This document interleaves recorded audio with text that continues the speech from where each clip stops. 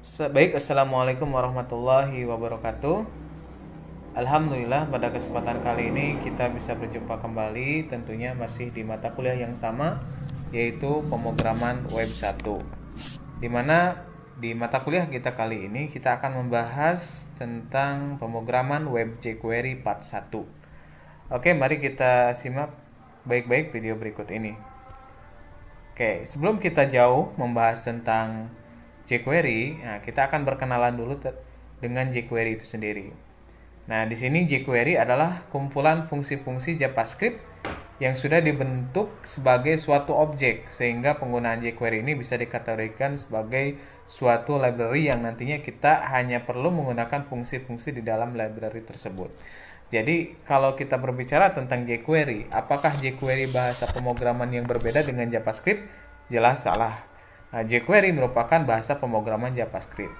Nah, jQuery ini bisa kita katakan sebagai framework JavaScript atau kerangka kerja yang memang sudah dibuat dalam bentuk-bentuk fungsi-fungsi yang dibuat untuk memudahkan kita dalam membangun suatu website atau aplikasi website. Oke, jQuery pertama kali dirilis oleh John Rosine pada tahun 2006. Nah, pada perkembangannya jQuery tidak sekedar sebagai library JavaScript saja, Bapak Ibu, namun memiliki keandalan dan kelebihan yang cukup banyak. Hal tersebut menyebabkan banyak developer web menggunakannya. jQuery dikenal dengan slogan Write Less, Do More, artinya penulisan kode yang sedikit tetapi memiliki beberapa aksi atau action. Ya, kalau kita bisa simpulkan bahwa jQuery ini merupakan suatu library atau fungsi yang memang dibuat untuk membantu kita dalam memecahkan permasalahan yang kompleks. Ya, pada saat kita misalkan menulis kode, misalkan kalau dari awal tanpa ada kita pakai framework jQuery, itu mungkin misalkan ada 20 baris atau sampai 10 baris. Nah, kalau misalkan dengan jQuery mungkin hanya 2 baris atau 1 baris saja, ya. Nah, jadi pemanggilannya lebih simpel karena sudah dibuatkan fungsi-fungsinya. jQuery juga merupakan library open source dikenal dengan istilah lisensinya adalah GNU, General Public License, dan MIT License. Oke. Nah, kita akan sedikit praktek Bapak Ibu ya di sini. Nah, penulisan sintak di sini sebelum kita membahas penulisan statement ataupun nanti pola-pola selektor dan lain-lain, kita akan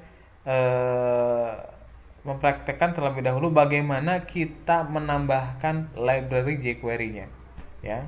Jadi ketika kita akan membuat website atau aplikasi berbasis web dengan jQuery, kita butuh file eksternal yang memang kita includekan ke dalam halaman kita, yaitu file jQuery.js. Nah, Bapak Ibu sekalian itu bisa mendownload versi yang terbarunya di situs resminya, yaitu di http://jquery.com, ya.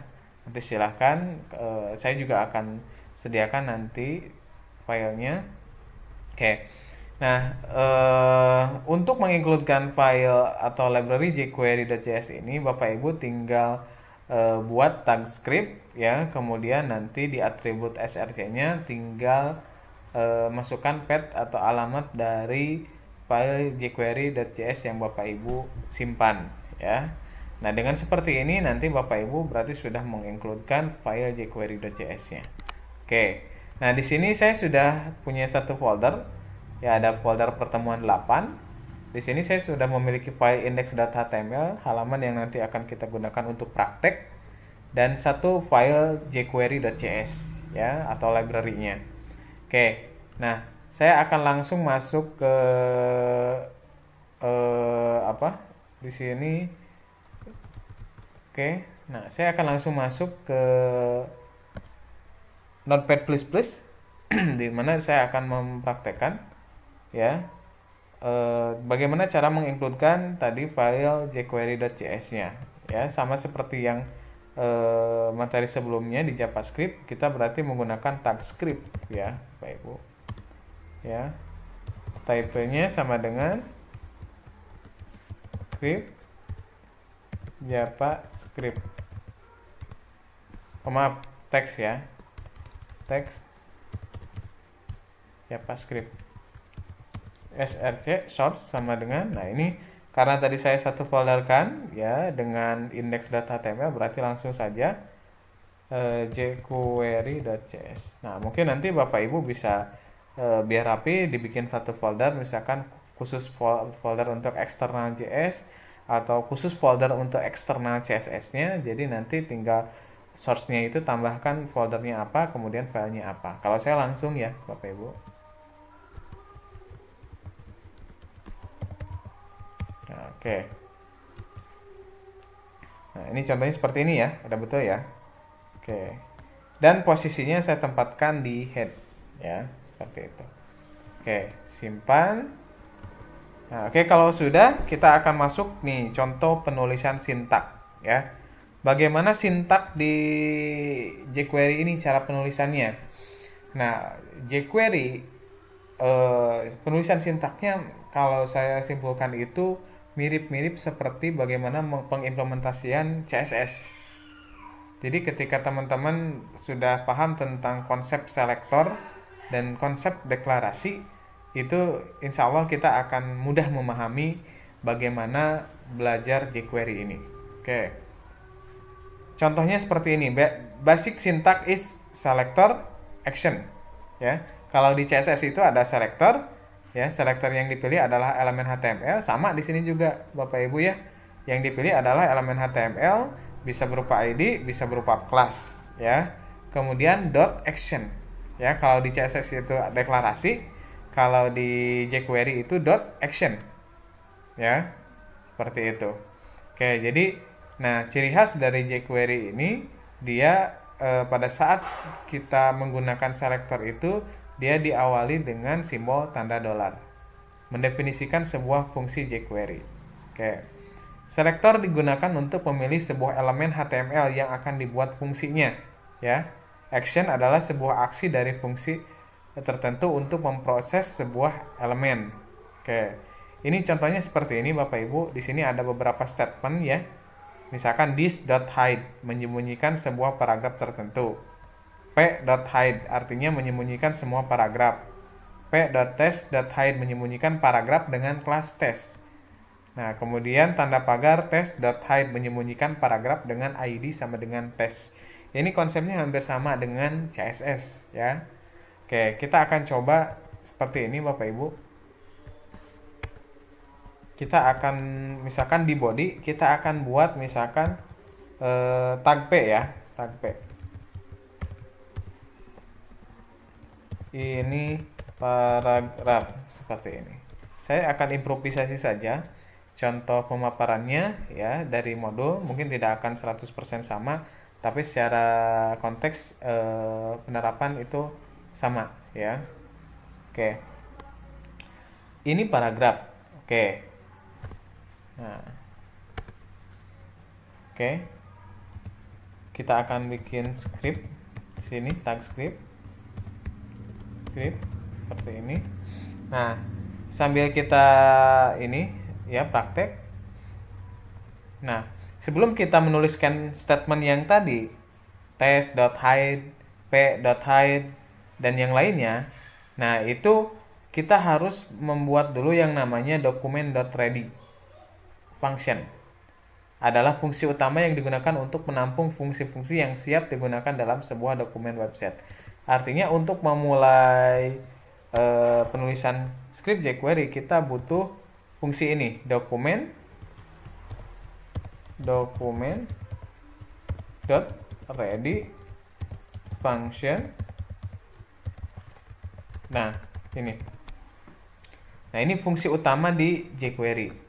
Ya, fungsinya adalah untuk menyiapkan fungsi-fungsi yang nanti akan kita panggil.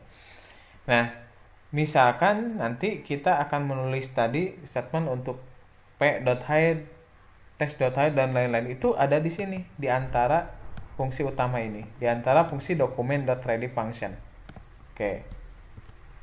Kita akan coba di sini untuk mempraktekkan tadi di bawah di body kita sudah punya ini paragraf. Nah, ada satu fungsi fungsinya adalah untuk menghilangkan sebuah konten, ya. Nah, tapi kita akan simpan dulu, kemudian kita coba jalankan tanpa ada fungsi menghilangkan tadi. Launch in Chrome. Oke, terlihat ini paragraf. Ini paragraf. Ya, Bapak Ibu terlihat. Oke, baik. Nah, ketika misalkan kita buat statement di jQuery ini, contohnya kita akan pilih selektornya P.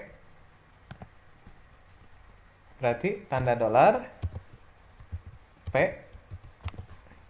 Nah, ada satu fungsi yang nanti sekarang akan kita praktekkan, yaitu fungsi untuk menghilangkan atau menghide, ya, menyembunyikan objek. Dot hide seperti ini. Oke, kita bahas. P dolar P ini dalam kurung P ini adalah selektor. Dot hide ini adalah fungsi. Jadi di jQuery itu ada dua komponen. Maksudnya ada dua komponen utama, ada komponen selektor dan ada komponen fungsi. Ya, kalau di CSS itu ada selektor, ada deklarasi. Di mana deklarasi itu isinya adalah properties. Ya, seperti itu. Paham ya, Bapak Ibu? Oke, kita coba simpan, kemudian kita coba jalankan. Launch in Chrome. Oh, masih ada ya? Nah, ini kenapa masih ada? Kita coba lihat errornya. Nah, Bapak Ibu, kalau misalkan Bapak Ibu ingin melihat error dari JavaScript atau jQuery, Bapak Ibu caranya adalah klik kanan,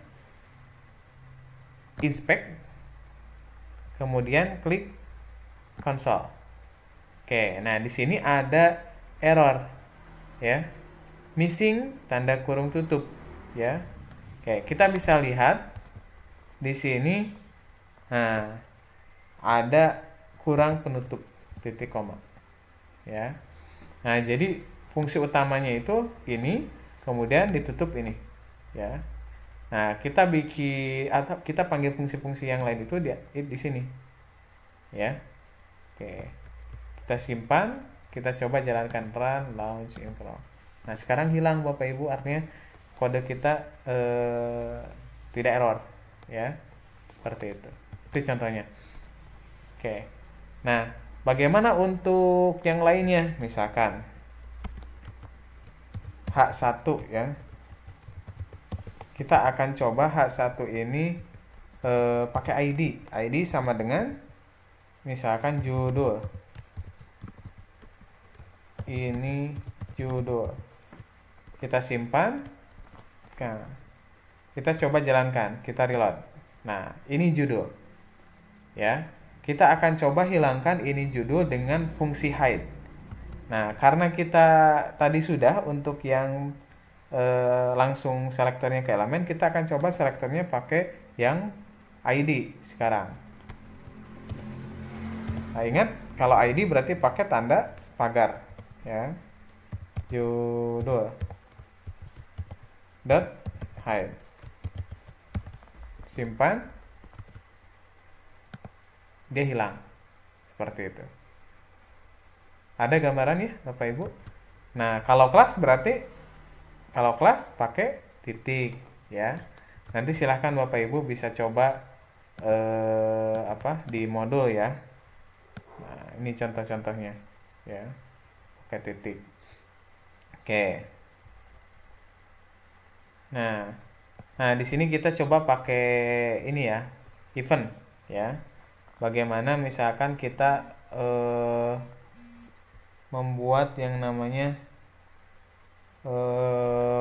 button yang kita klik, kemudian dia akan memanggil fungsi hide, ya.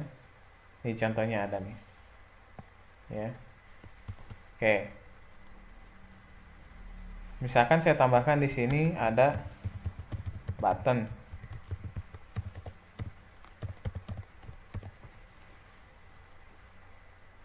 ya. Misalkan klik aku. Klik aku, ya, misalkan.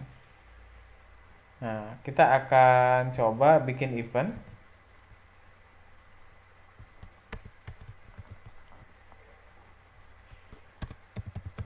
Button, berarti ini, ya, ke sini. Nah, fungsinya adalah dot klik function.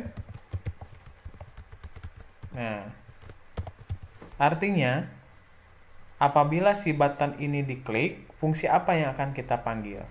Nah, ketika button ini diklik, Bapak Ibu ya, kita akan memanggil fungsi ini. Makanya kita tempatkan di sini di antara kurung kurawal pada saat event klik di button. Kita coba simpan, kita coba jalankan. Oke. Ini awalnya semuanya masih ada ya. Nah, pada saat klik aku, maka judul dan paragraf itu hilang. Seperti itu. Ya, ada gambaran Bapak Ibu? Nah, ini menarik sekali ya jQuery ini, karena dengan pemanggilan penulisan sintak yang sedikit itu bisa menghasilkan fungsi yang keren lah ya, seperti itu. Oke. Ada gambaran ya Bapak Ibu, ini tentang penulisan sintak jQuery ya. Oke. Oke. Nah, ini jQuery selector ya. jQuery element selector. Di sini jQuery menggunakan CSS selector untuk memilih elemen-elemen HTML. Contoh misalkan P memilih semua elemen P.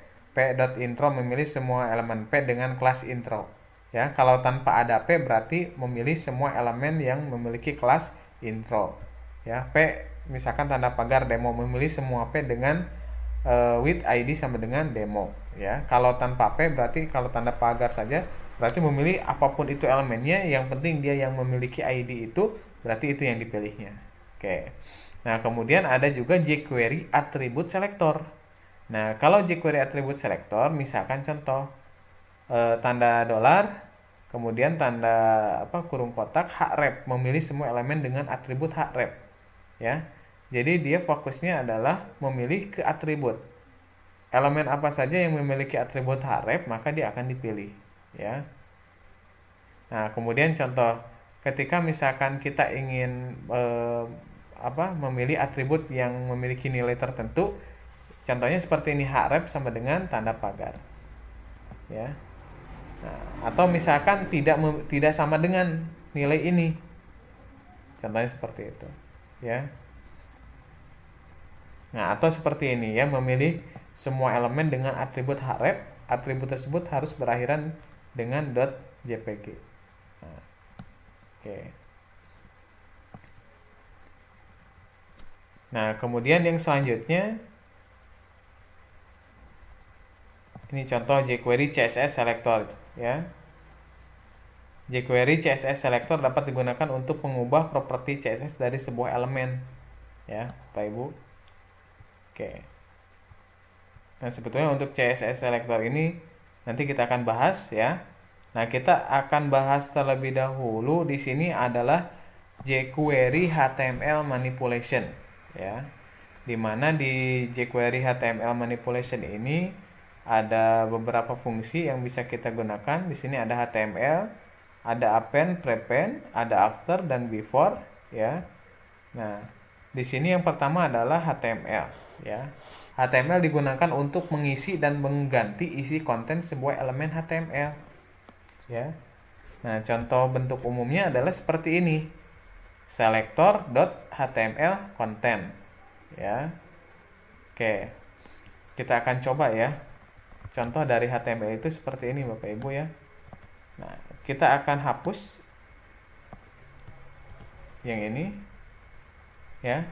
Dan kita akan coba pakai fungsi HTML yang tadi. Misalkan awalnya judul ini kan ini judul, ini paragraf ya. Nah, pada saat misalkan saya klik button ini, saya akan ubah isi dari ini judul dan isi dari ini paragraf ya. Oke, ada gambaran? Oke, caranya adalah tadi kita pakai yang namanya HTML ya. Berarti kita pilih yang pertama adalah ID dengan judul.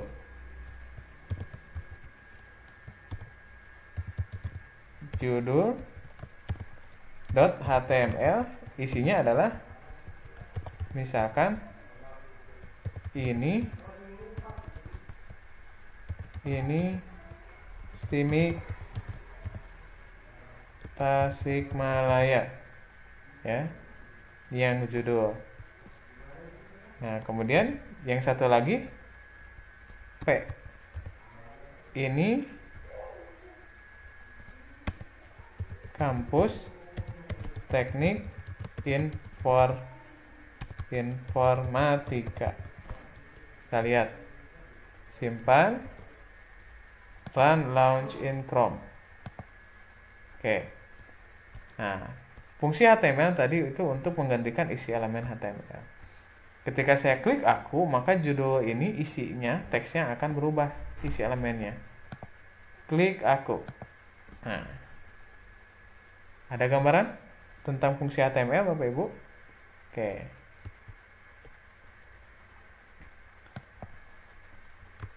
Oke, yang selanjutnya adalah append dan prepend. Kita lihat dulu pengertian append. Append digunakan untuk menambahkan sebuah konten di dalam konten sebuah elemen HTML di akhir. Ya, digunakan untuk menambahkan sebuah konten di dalam konten sebuah elemen HTML di akhir. Ya, masih ingat yang namanya CSS box model? Jadi hampir semua elemen HTML itu secara keseluruhan gambaran umumnya adalah bentuknya kotak. Jadi ada konten, ada padding, ada border, ada margin. Nah, kalau append dia menambahkan ya sebuah konten di dalam konten sebuah elemen tapi posisinya di akhir. Nah, sedangkan prepend itu kebalikannya, digunakan untuk menambahkan sebuah konten di dalam konten sebuah elemen HTML di awal. Ya, kita coba ya, append dan prepend. Oke.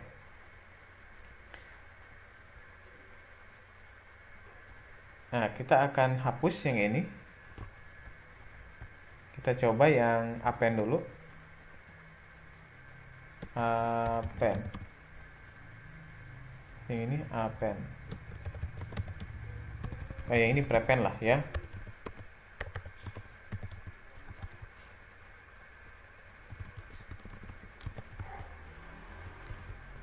Append dan prepend. Simak save ya. Oke.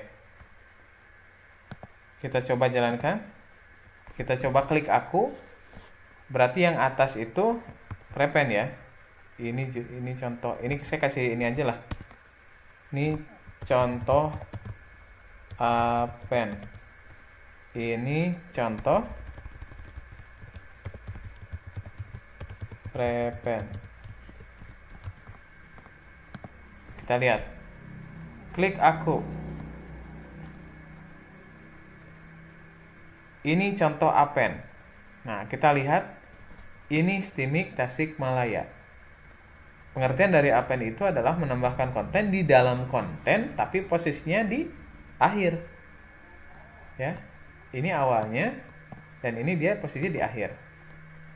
Nah, sedangkan yang prepend itu adalah menambahkan konten di dalam konten tapi di awal. Nah, ini adalah tadi kita tambahkan posisinya adalah di awal dari isi elemen yang tadi ini. Ya, ini contoh prepend.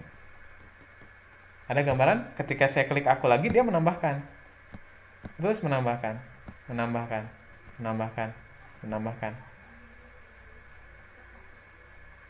Ya. Ada gambarannya?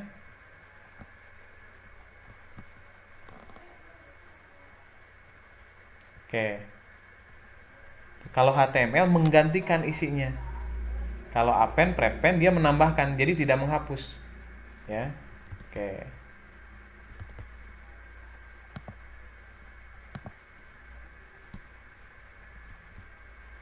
Nah, bedanya apa kalau after dan before? Ya. Kalau after dan before bedanya apa? Nah, kita coba.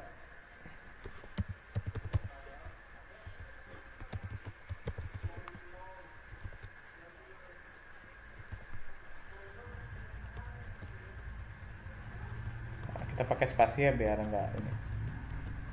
Nah, kita lihat pengertiannya. After digunakan untuk menambah sebuah konten di luar konten sebuah elemen HTML. Posisi setelah konten sebuah elemen HTML yang dimaksud. Kalau before digunakan untuk menambah sebuah konten di luar konten sebuah elemen HTML, posisi sebelum konten sebelum sebuah elemen HTML yang dimaksud. Oke. Kalau append dan prepend itu adalah menambahkan konten di dalam konten, kalau after dan before dia menambahkan konten di luar konten. Ya, after itu di akhir, before di awal. Kita coba ya. Kita simpan. Kemudian kita coba jalankan. Reload, kita coba jalankan. Ini contohnya kayak gini. Ini contoh append. Ini Stemik Tasikmalaya. Dia posisinya ada di luar konten ini. Ya. Ada di luar konten ini. Posisinya di akhir. Setelah ini kan. Nah, sedangkan yang tadi yang before dia posisinya di luar konten tapi di awal sebelum ini ya. Ada gambaran? Ada ya Bapak Ibu ya? Oke. Nah, itu contoh dari manipulasi ya HTML. Jadi ada HTML, ada append, prepend, ada after dan before. Oke. Nah, ini contohnya, nanti silahkan Bapak Ibu bisa dicoba ya. Nah, yang selanjutnya adalah jQuery CSS manipulation. Ya. Di sini manipulasi CSS. jQuery CSS dapat digunakan untuk mengubah properti CSS dari sebuah elemen HTML. Jadi kalau misalkan pada saat kemarin kita belajar CSS itu mungkin hanya di awal saja ya. Jadi kalau ingin berubah itu berarti harus kita refresh. Nah, kalau misalkan di jQuery tanpa kita refresh, kita bisa menggunakan event-event seperti klik untuk mengubah properti dari CSS suatu elemen ya. Nah, ada dua cara penulisan yang kita bisa gunakan di sini. Ada cara penulisan yang memang hanya satu deklarasi, dan ada yang memang dia beberapa deklarasi properties. Nah, kalau yang hanya satu deklarasi ya, setelah fungsi .css dalam kurung antara properties dengan value itu dipisah dengan koma. Ya. Propertiesnya pakai tanda kutip 2, koma, kutip 2 isinya. Itu untuk yang memang satu pendeklarasian. Nah, sedangkan untuk yang beberapa pendeklarasian itu posisinya adalah tidak menggunakan koma antara atribut dengan value, tapi menggunakan titik 2. Nah, antara deklarasi yang satu dengan deklarasi yang lainnya itu menggunakan koma baru, seperti itu. Ya. Kita akan coba, nanti silakan teman-teman juga bisa improve lah ya. Kita akan coba di sini yang pertama, kita akan coba yang cara penulisan pertama ya. Nah, kita hapus ini saja. Saya punya judul, ini contoh, ini judul lah ya. Ini judul. Ini judul. Kemudian ada button, klik aku, klik. Saya akan coba merubah button CSS ini ya.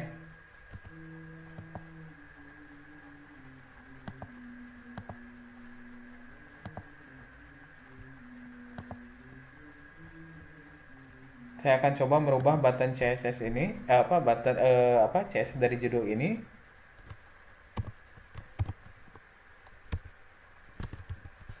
Judul. Selektornya berarti pakai tanda pagar. .css, saya pakai yang memang satu pendeklarasian. Misalkan saya kasih dia border lah ya. Saya kasih border lah. Pada saat diklik tiba-tiba muncul bordernya. Ya, CSS atributnya apa? Border. Ya, border koma 1 px solid black. Saya simpan ya. Saya jalankan launch in Chrome. Nah, pada saat saya klik aku, dia akan memiliki border. Karena tadi manipulasi CSS-nya border 1px solid black. Klik aku. Nah, contohnya kayak gitu. Nah, ini salah satu memang fitur yang memang menurut saya luar biasa sekali di jQuery. Dia bisa memanipulasi CSS seperti ini dengan mudah lah, dengan penulisan yang mudah. Ya. Oke. Nah, kalau misalkan kita menggunakan cara penulisan yang dia beberapa deklarasi, kita bisa menggunakan contohnya seperti ini. Titik 2 1px ya.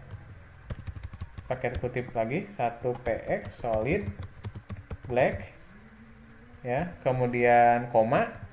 Nah, kemudian apalagi ininya, propertiesnya, misalkan background warnanya kuning ya, ground color titik 2 yellow, titik 2 background titik 2 yellow. Udah benar ya, seperti ini ya. Oh maaf, nah ini seperti ini ya. Oke, nah teman-teman itu bisa menambahkan, silahkan kalau ingin lebih banyak lagi pendeklarasian properti yang mau diedit secara langsung, silahkan tambahkan di sini. Kita simpan.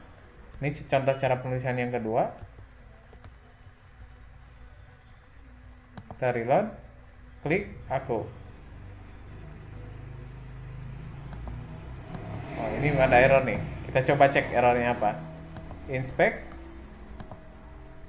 Nah, after argument list katanya. Ya. Kira-kira errornya apa nih?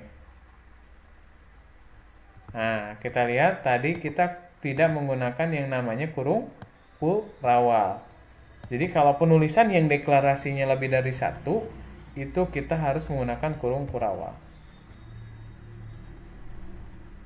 Nah, seperti ini, simpan.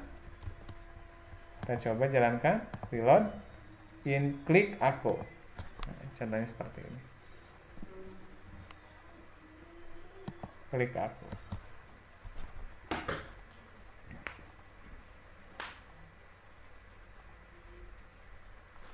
Gimana? Ada gambaran? Ya. Oke. Nah, kalau ada gambaran, ya ini baru pengenalan dasar ya Bapak Ibu. Nah, nanti saya akan kasih latihan lah buat Bapak Ibu bagaimana mengubah suatu teks ya, dengan mengubah paragraf misalkan dengan beberapa efek-efek yang bisa ditemukan dari properti CSS ini dengan bantuan jQuery seperti itu ya. Nah, saya ingin Bapak Ibu silahkan dari project-project yang sebelumnya ya, karena project web itu dia bersifatnya bertahap ya. Bapak Ibu bikin studi kasus, entah mau bikin aplikasi web atau website ya. Nah, nanti silahkan coba kombinasikan dengan jQuery ini sehingga nanti website Bapak Ibu bisa lebih interaktif lah seperti itu. Karena apa? Karena ketika kita sudah punya modal contoh seperti ini, jQuery ini, nah tinggal Bapak Ibu istilahnya tinggal membuat kreativitas membuat proyeknya sesuai dengan kreativitas masing-masing saja seperti itu. Oke.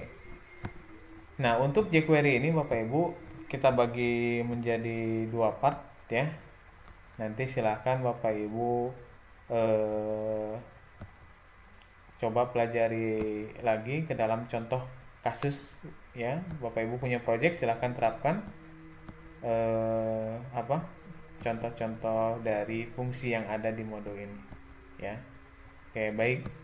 Sekian dari saya. Mohon maaf apabila dalam penyampaian masih banyak kekurangan.